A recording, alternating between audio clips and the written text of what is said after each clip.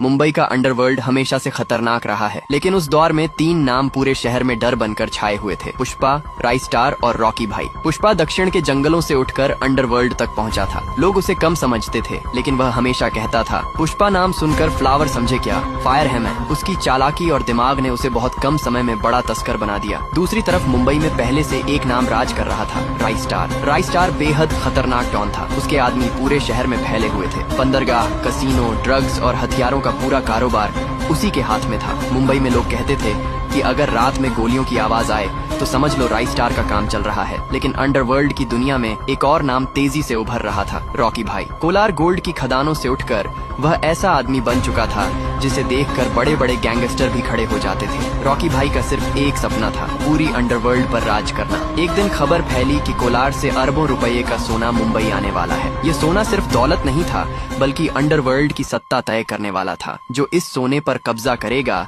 वही पूरे अंडरवर्ल्ड का असली बादशाह बनेगा। सोने की खेप मुंबई के पुराने बंदरगाह पर पहुंचने वाली थी। रात के अंधेरे में वहां तीनों अपने अपने गैंग के साथ पहुंच गए। सबसे पहले राइस्टार बोला, मुंबई में बिना मेरी इजाजत कोई कारोबार नहीं करता, ये सोना मेरा है। पुष्पा मुस्कुराया और बोला, झुकने का नहीं। तभी धुएं के बीच से भारी कदमों की आवाज आई। सभी की नजरें उस तरफ घूम गई। अंधेरे से एक आदमी बाहर आया, रॉकी भाई। उसने सिगरेट जलाते हुए कहा, अंडरवर्ल्ड में 3 लोग राज नहीं करते, यहाँ सिर्फ एक बादशाह होता है। इतना कहते ही गोलियां चलने लगी। पूरा बंदरगाह युद्ध का मैदान बन गया। कुछ ही देर में चारों तरफ लाशें बिखर गईं। सुबह जब सूरज निकला तो बंदरगाह पर सन्नाटा था। सोने की पूरी खेप गायब थी और शहर में सिर्फ एक नाम गूंज रहा था, रॉकी भाई। लेकिन दूर खड़ा पुष्पा हल्का सा मुस्कुरा रहा था, क्योंकि उसे पता था कि असली खेल अभी बाकी है। बंदरगाह की उस रात के बाद पूरे अंडरवर्ल्ड में सिर्फ एक नाम गूंज रहा था, रॉकी भाई। लेकिन कहानी यहीं खत्म नहीं हुई। कुछ दिनों बाद खबर आई कि शहर में फिर से सोने की एक बड़ी खेप आने वाली है।